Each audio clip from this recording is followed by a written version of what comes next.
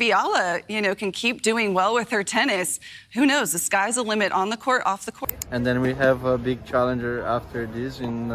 Is she the biggest draw in women's tennis right now in the world? The WTA just made the worst mistake possible. They gave Alex Eala's fans the most unfair treatment in recent tennis history. And now Rafael Nadal is lashing out. And nobody's ready for what comes next.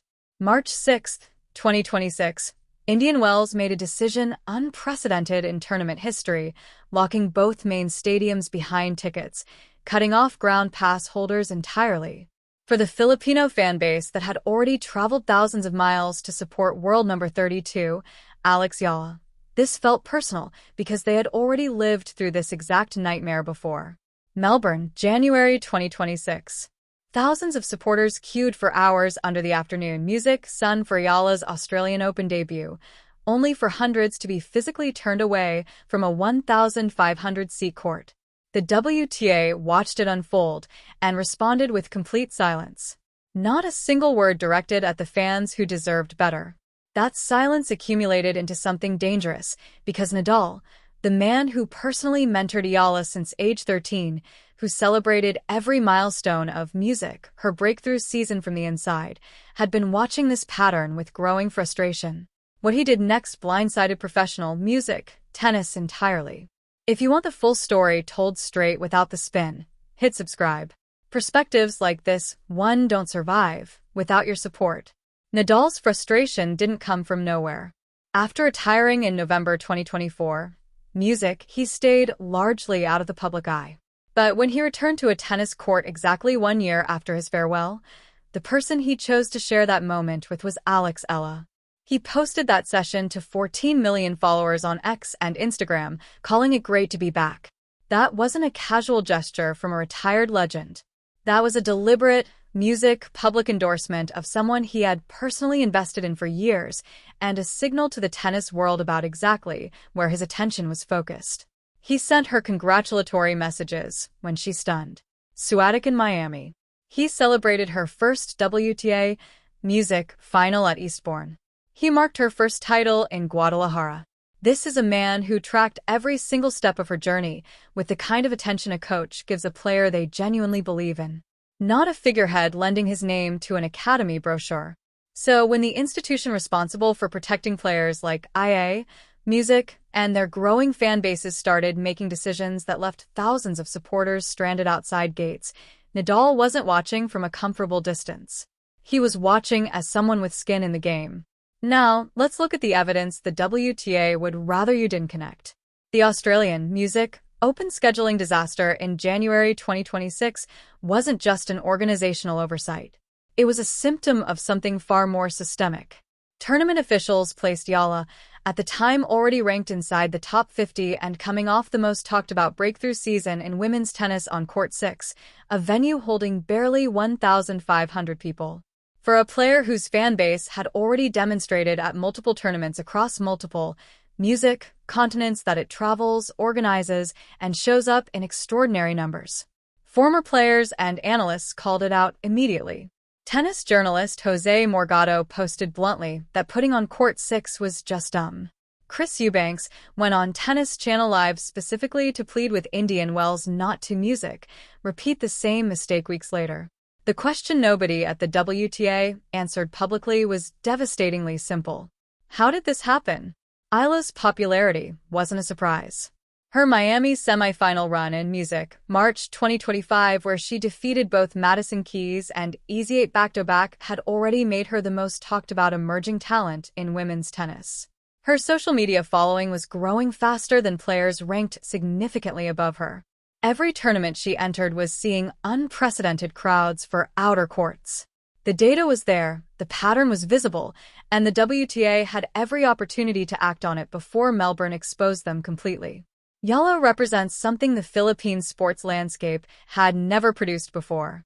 A player carrying the weight of 110 million people experiencing professional tennis history for the first time. She became the first Filipino player in history to win a Grand Slam singles match. The first to reach a WTA 1000 semifinal, the first to crack the top 100. Every milestone carries national significance that goes far beyond a ranking number. These supporters treat her matches as historic events, organize international travel around her schedule, and packs courts, music, and practice sessions with devotion that established tennis markets have never generated organically. Her pre-tournament press conference at the Australian Open drew six-figure views online, numbers dwarfing those of Carlos Alcaraz and Jannik Sinner at the same event. That level of engagement is earned, not manufactured, and it was entirely predictable to anyone paying attention. Hundreds of Filipino fans who had flown from Manila, who had taken music days off work, who had organized travel specifically around her debut, watched the match on big screens outside because the gate was already full. Eala's own aunt, based music in Melbourne, couldn't get in. The WTA's response: silence. Not a statement, not a gesture toward the fans who had made an extraordinary effort to be there. And that silence wasn't just tone-deaf. It was a strategic choice that communicated something far more damaging than any poorly worded press release ever could. It told the most rapidly growing fan base in women's tennis that their experience at the tournament simply didn't register as a priority worth addressing. That institutional silence is precisely what makes the Indian Wells situation so revealing. When the BNP Paribas Open announced both main stadiums would go ticketed only for the first time in tournament history, the reaction across tennis communities was visceral. Fans flooded social media calling it a fundamental betrayal of what Indian Wells had always stood for. An event historically celebrated for its accessibility where ground, pass holders could move freely between courts without an additional financial barrier. The decision drew particular scrutiny because of its timing, arriving just weeks after Melbourne had already demonstrated how badly mismanaged fan access around Eala's matches could become. Critics pointed out the bitter irony. An event marketing itself as the fifth Grand Slam was adopting policies that even actual Grand Slams don't uniformly enforce. What made it worse was the demographic reality sitting underneath all of it. The fans being squeezed out weren't the long-time season ticket holders with disposable income and established relationships with tournament infrastructure. They were the newer, internationally traveling supporters arriving from the Philippines, from communities across Southeast Asia, representing exactly the growth market professional tennis has been chasing for decades and somehow still doesn't know how to handle when it actually shows up.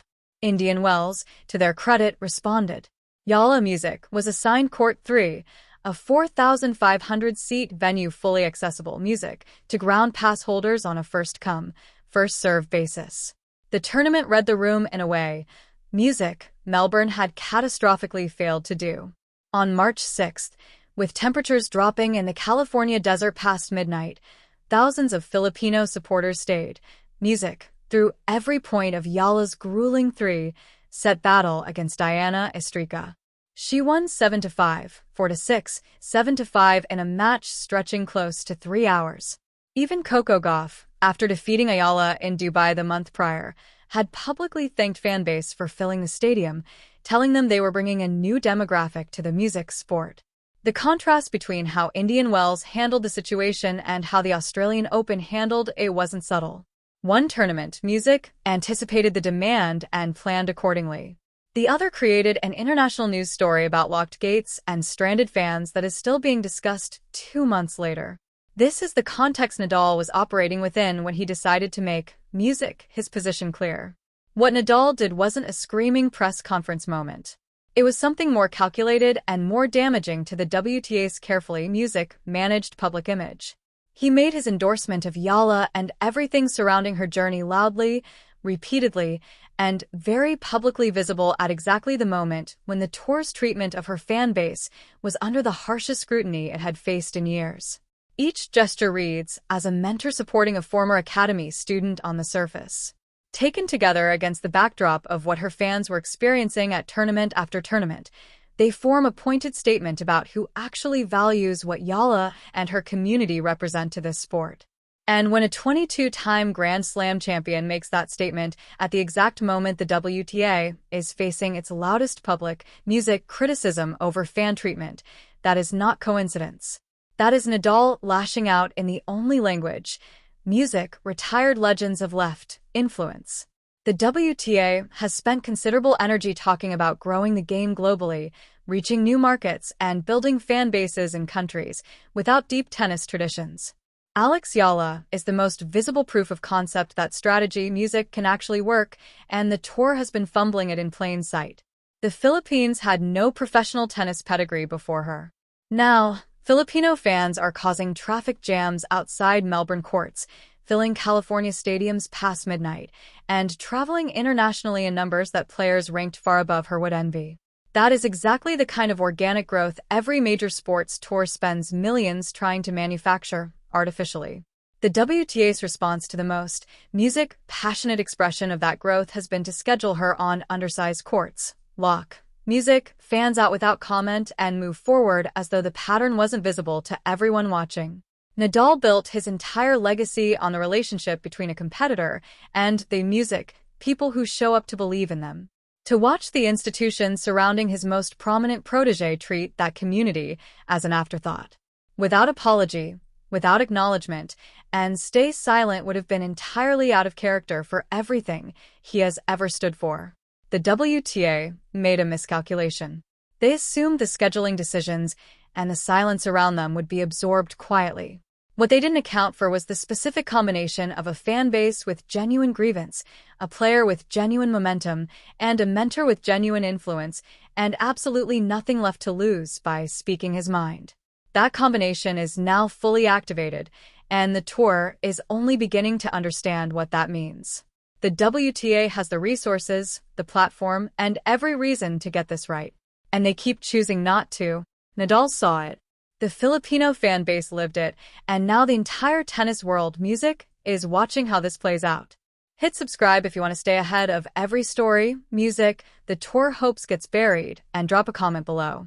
Do you think the WTA owes Alex Eala's fans a public apology?